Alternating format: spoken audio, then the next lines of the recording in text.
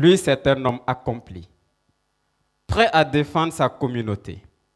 C'est un acupuncteur qui a compris que le développement de nos pays ne sera accompli que si nous travaillons ensemble. Mesdames et messieurs, voici Monsieur Désiré Yamego de Happy Savannah.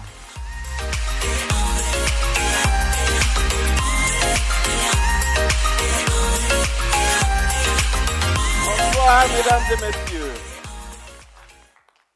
Je veux construire un monde meilleur. Est-il possible? Je dis oui.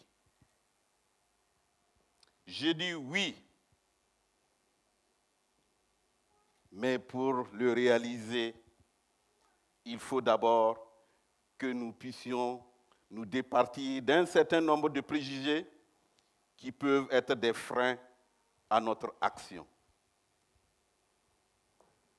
La pauvreté est-elle une fatalité? Je dis non. Non. Elle est très souvent dans nos têtes. Dans nos têtes. Mais tout simplement parce que nous ignorons que beaucoup de richesses nous entourent. Si beaucoup de richesses nous entourent, soit c'est par ignorance que nous doutons, soit c'est par manque d'audace, soit c'est par peur d'agir. C'est par peur d'agir. Mais pour agir, il vous faut un certain nombre de convictions. De convictions. Ce que j'appellerai, et que j'appelle souvent, de principes.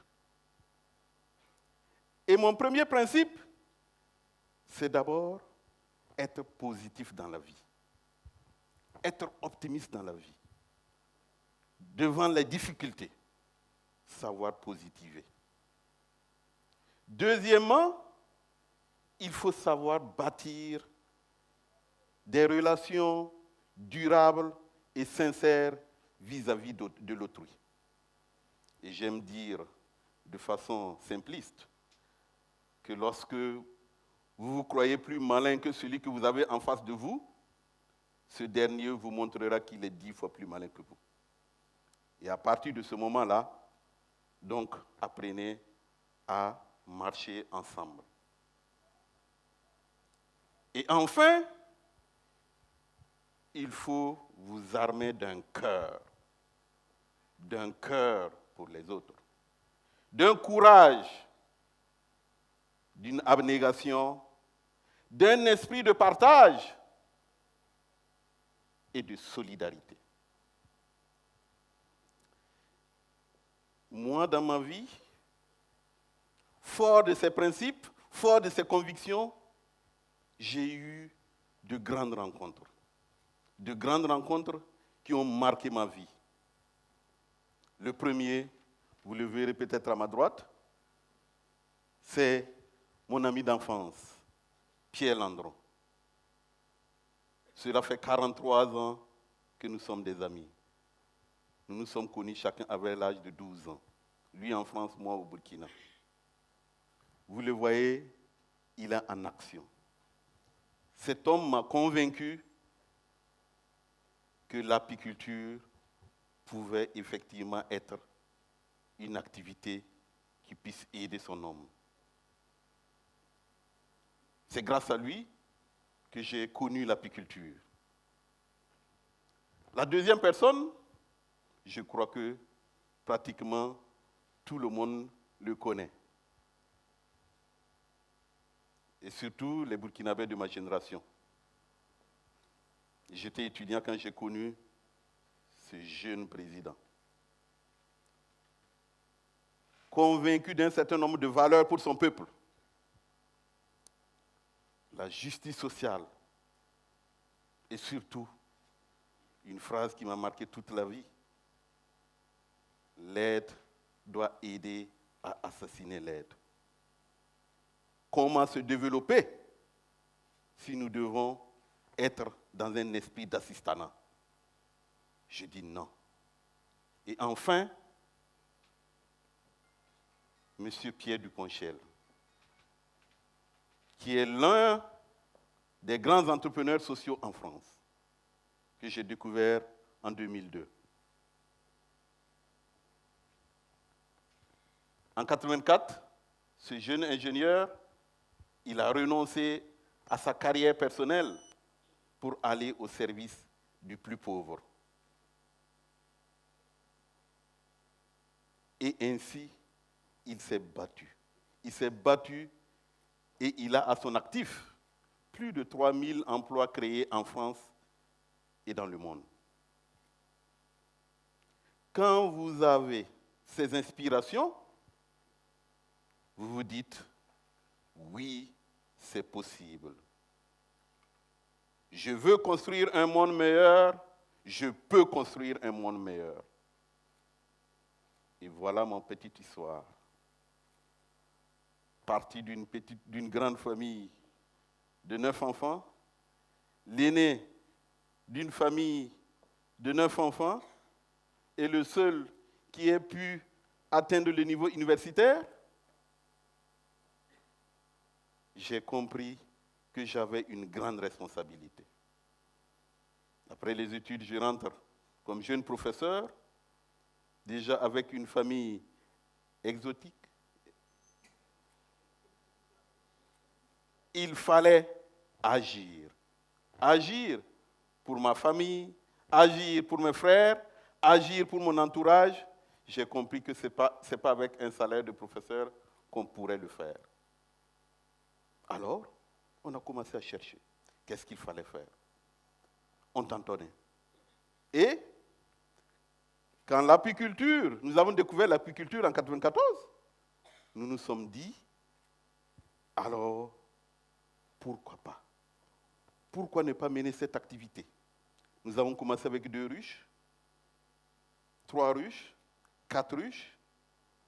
Et ensuite, après une formation par l'intermédiaire de mon ami Pierre Landron en France et en Allemagne, j'ai compris que cette activité pouvait être un réel outil économique.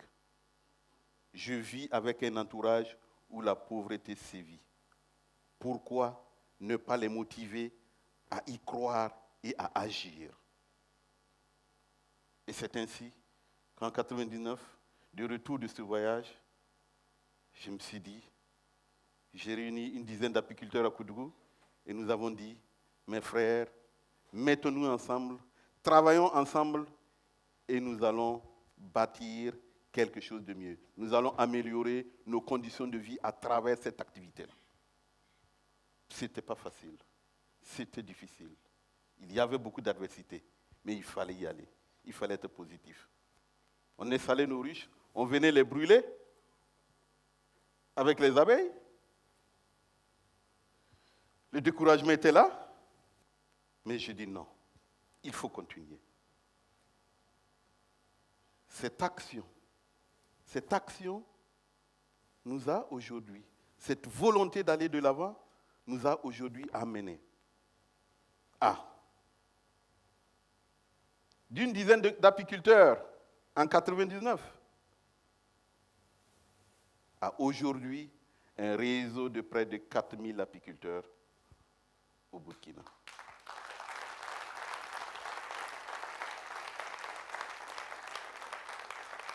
D'un emploi en 2003 à la mise en place du premier centre apicole à Koudougou, à 87 emplois permanents. D'un centre apicole que nous avons pu réaliser grâce au soutien de la France et des amis que j'aperçois dans la salle, qui nous ont vus à nos débuts.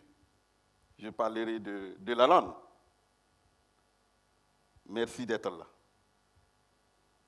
Aujourd'hui, nous avons 4 centres apicoles et un centre de recherche en pleine construction à Mangoudara sur 55 hectares. Et nous croyons que nous allons continuer à aller de l'avant.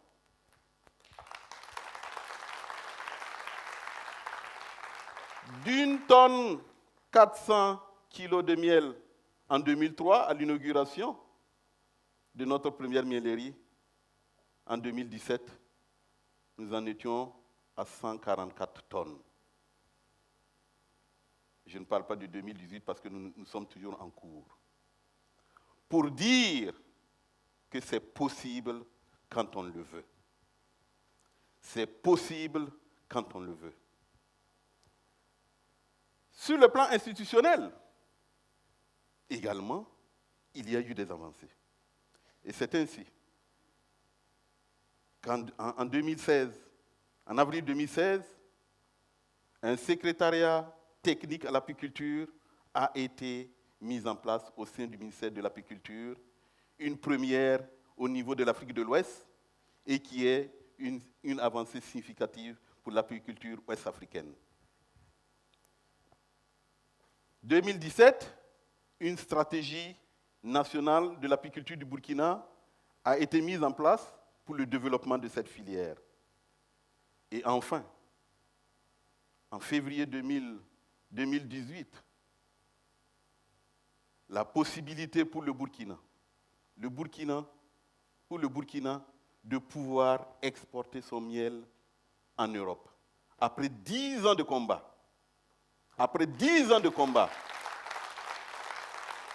je me rappelle que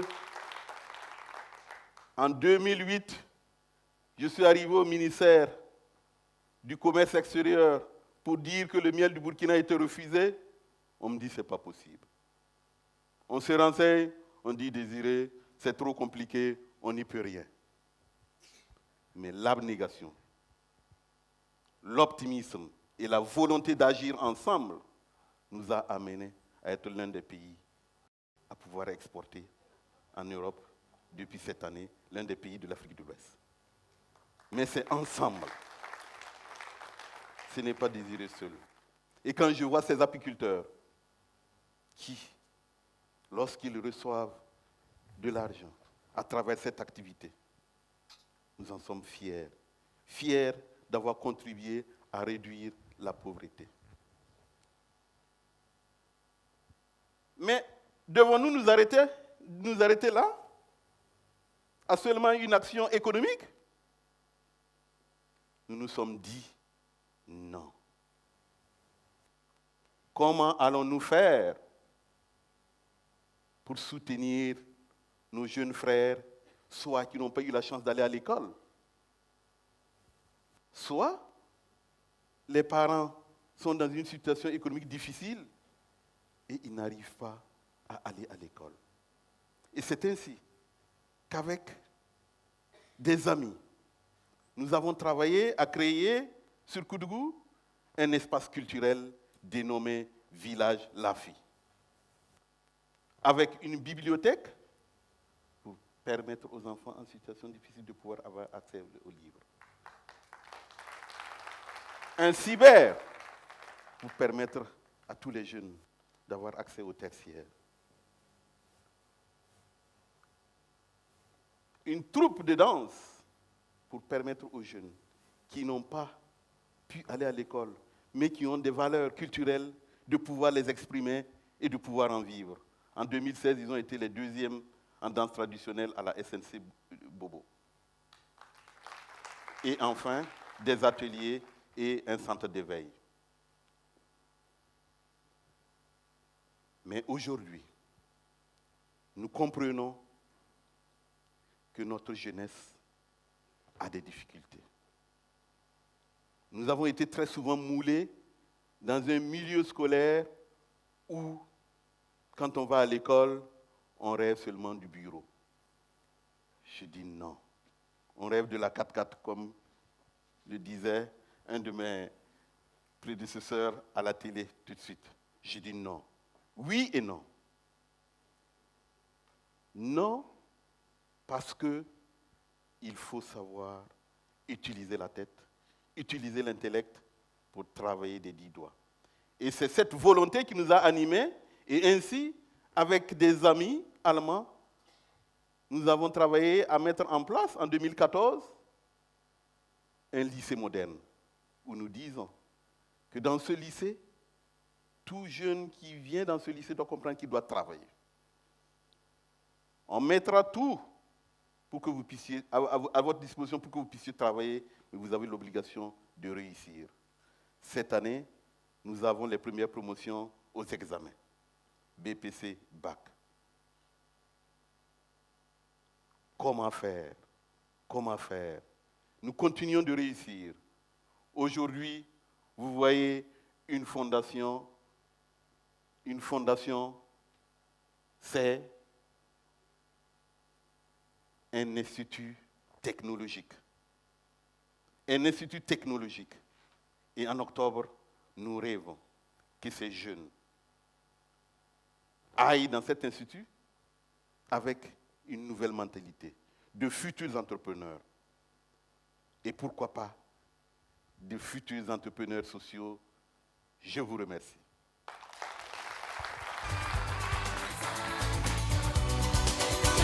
Monsieur Désiré Yamego.